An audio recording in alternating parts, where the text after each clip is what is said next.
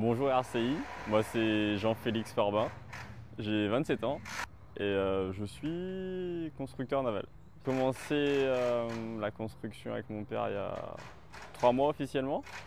C'est une entreprise familiale, lui il a commencé depuis tout jeune. Je l'ai rejoint récemment pour perpétuer la chose. C'est intéressant, on travaille sur Pointe-à-Pitre, à carénage précisément. On construit des bateaux de 3 à 12 mètres de long en résine. Donc nous sommes en compagnie de mon père, Jean Farbin, le constructeur et patron de l'entreprise Farbot. C'est aussi une entreprise qui travaille le bois. Ici on est dans l'atelier dédié au bois et uniquement au bois. Et là comme on peut le voir, mon père prépare la fabrication d'un mât de canot à voile traditionnel.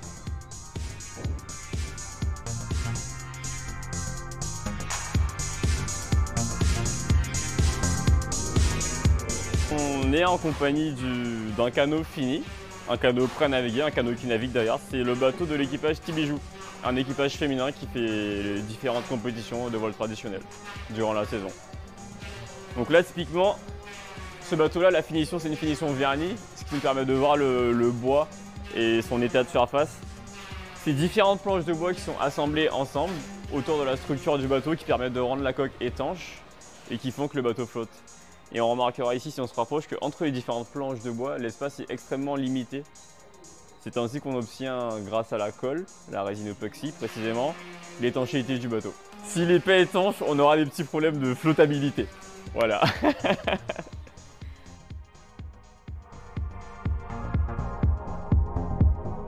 On a devant nous des bagues qui sont en train de sécher. Pourquoi elles sont séchées? C'est parce qu'on a appliqué dessus de la résine époxy. On l'utilise comme vernis.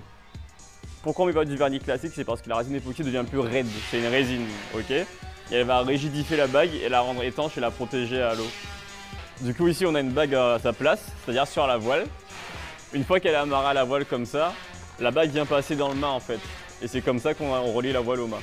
Moi en gros je fais de la voile, c'est vraiment mon activité principale en dehors de mon travail.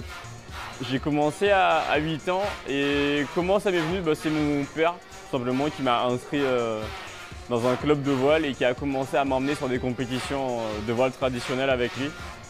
Donc, dans mon club je faisais ce qu'on appelle de la voile légère, donc des bateaux légers du type optimiste, c'est vraiment de la voile moderne avec des réglages fins. C'est un peu la base de l'école de voile pour apprendre à naviguer sur des dériveurs. Donc entre ça et la voile traditionnelle, ça m'a permis de progresser. Et en fait, j'ai jamais arrêté, j'ai continué de naviguer toute mon enfance jusqu'à faire sport-études voile au lycée. Et donc ouais, depuis je m'arrête pas et ça me plaît. Naviguer c'est vraiment pur plaisir quoi. À partir du moment où on monte sur le bateau, c'est du plaisir du début à la fin. La construction, on passe par des étapes un peu, comment dirais-je, fastidieuses. Mais quand on observe un résultat fini, c'est quand même un plaisir qui ne se compare pas vraiment à la navigation. Donc j'espère que vous avez apprécié ces explications. Et peut-être on se verra au Traditour le 6 juin pour le départ.